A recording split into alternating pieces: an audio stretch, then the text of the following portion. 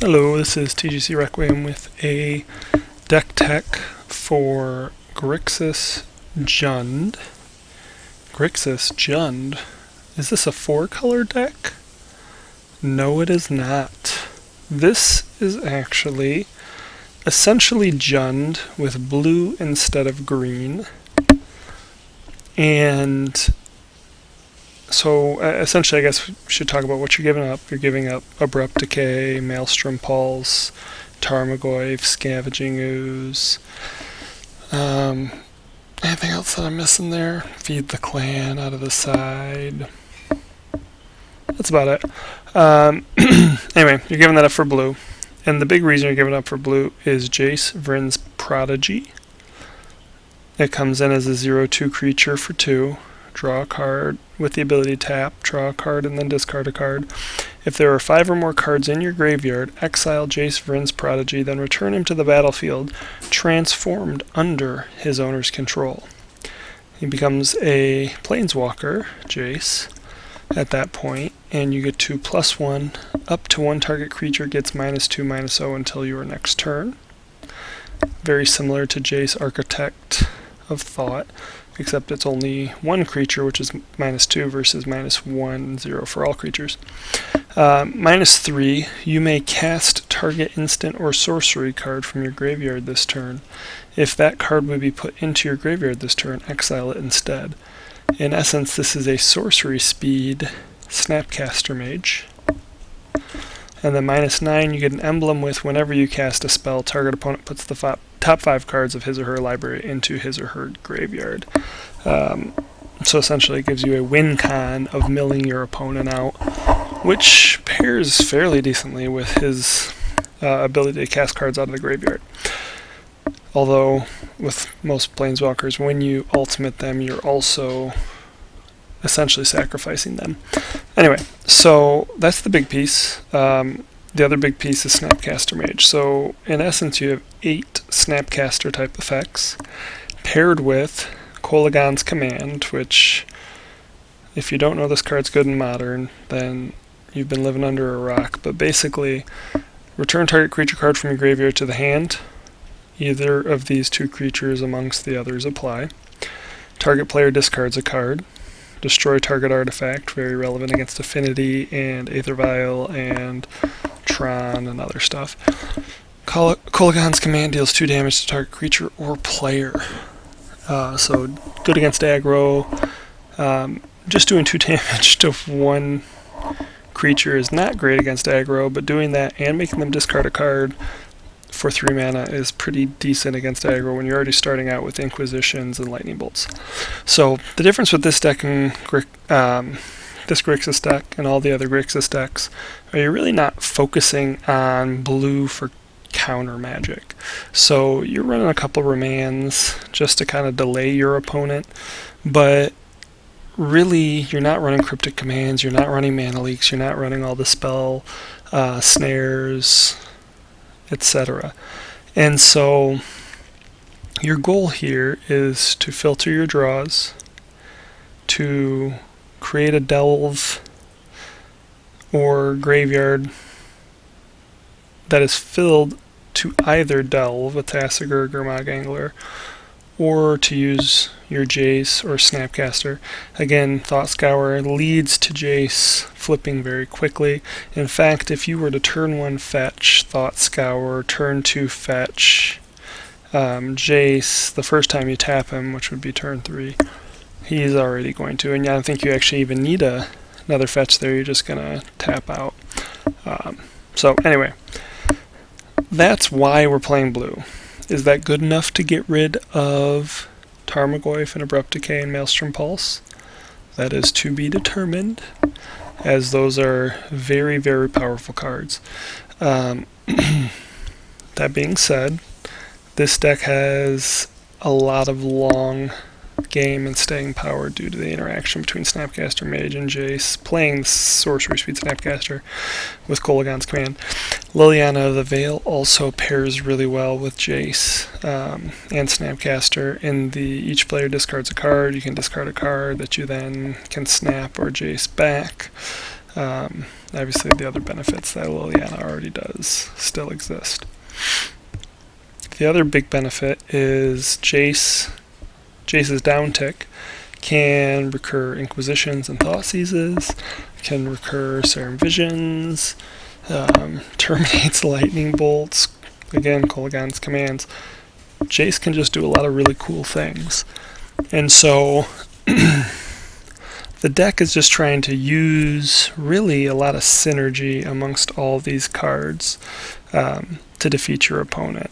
Hopefully early Inquisitions and Thought Seizes and Lightning Bolts to lead into Jace's, which you can then protect long enough with Terminates, Kolaghan's commands, or Liliana's of the Veil, and then ideally you can get the two of these working together to just overwhelm your opponent. So that is the primary game plan. You do also have Creeping Tar Pit, which is an unblockable creature, and Desolate Lighthouse for even more filtering. Does what Jace does while he's a creature. Lands, 23.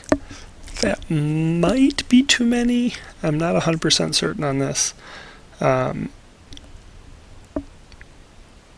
gotten pretty heavy land draws with Thought Scour and Serum Visions. And I think it's possible, I'm not definitively saying, but it's possible that 22 land is appropriate. The sideboard, Dispel, Negate. Really your plan against Burn is really counter magic paired up with Vampiric Link. Vampiric Link, the goal is to put this on like an Eidolon of the Great Revel, or maybe on your opponent's biggest, baddest creature that's going to come crashing in for damage just to offset the damage and buy you time. Language, just to help with those aggro-y decks. Again, you already are set up to fight well against aggro with Lightning Bolt and Terminate and Kolaghan's Command. You're set to buy time with Jace. You're running 4 Jace, so you don't mind putting one out to chump block. But Languish gives you the ability to kind of wipe the board, and when you get to your big boys, it keeps them alive after the fact. Leyline of the Void is just kind of to hedge against heavy graveyard decks, which frankly there's a lot of them, including this deck. But Leyline of the Void only hits your opponent's graveyard, so really good against Grizz Shoalbrand or Grixis Control, and decks that really want to Jund, decks that want to use a lot of graveyard or benefit a lot from the graveyard. It's less effective against Jund and Abzan because Tarmogoyfs still benefit off of you, but it does weaken their ability to cast Tassigurs. It weakens Abzan's ability to do Lingering Souls, things like that. So it's, again, maybe not the end-all be-all against those decks, but really powerful against a lot of decks that want to recur things out of the graveyard. Totally blank on Dredgevine. Dredgevine's another one that would be good against. Molten Rain. Destroy target land if that land was non-basic. Molten Rain deals 2 damage to the land's controller. So this is, albeit a little slow, but because it can be recurred off Jace and Snapcaster, most notably the fact that it can be recurred off Jace, allows you to use it against a myriad of decks, but the big ones obviously are Tron and Affinity, Infect creature-based decks that are trying to use Ink Moths, things like that, land creatures, that is. Also, at times can be decent against Burn, considering Burn sometimes gets kind of color tied with access to white or green mana, so something to consider there. Sowing Salt is also good against the Infect lands like Ink Moth, but also good against Tron, and so that's really the point of the one-off. By the way, this deck is based off of the list that Michael Majors played in the Star City Games Charlotte Open, I think, and turned out, or went 5th place. Spellskite for all the things that Spellskite's good against. Engineered Explosives for all the things Engineered Explosives is good against. Spellskite, the big ones that I can always reference are Twin, Bogles, sometimes decent against Affinity and some other decks. Sometimes decent against Burn.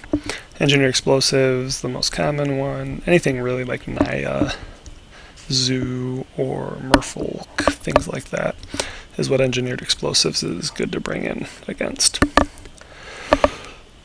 Whew. So this is the deck.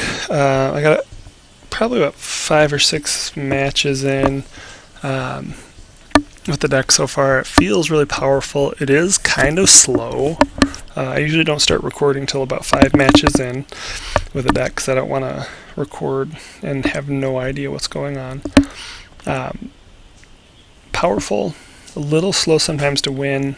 I would probably consider at this point maybe adding one more threat, be it a Gurmag Angler. I'm kind of toying with the thought of a Desecration Demon in the deck, although 4 mana is kind of a lot, but just something big and threatening. Because this is really a control deck, and you're not putting your opponent on a clock very often. Excuse me. As you'll see when I load some of these videos, one of the videos that I posted, I pretty much had my opponent lethal, 2 lethal at time, but because I was rushing on time, I missed that I could have actually finished him off. So, again, this is very early. I've only played 5 or 6 matches, but I almost feel like you could maybe cut 1 land. If I were to cut a land, I don't know, for whatever reason, I think Geth's Verdict is pretty decent. And these Grixis decks, especially in a deck like this where you can recur it a couple times as Snapcaster and Jace. Again, other than that, 1 big threat, I feel like is what's missing. So I don't know if I would maybe cut Jace down to 3 Jaces, or maybe cut Snappy down to 3 to get another Angler or Desecration Demon or something like that. I don't know why I love Desecration Demon so much. I think it's because it's bigger than Angler and it can fly. But this deck really doesn't present much of a clock early on, so I don't know how threatening that is. So anyway, this is Grixis Jund. We'll put some videos up and start kind of cycling this in with some of the other decks.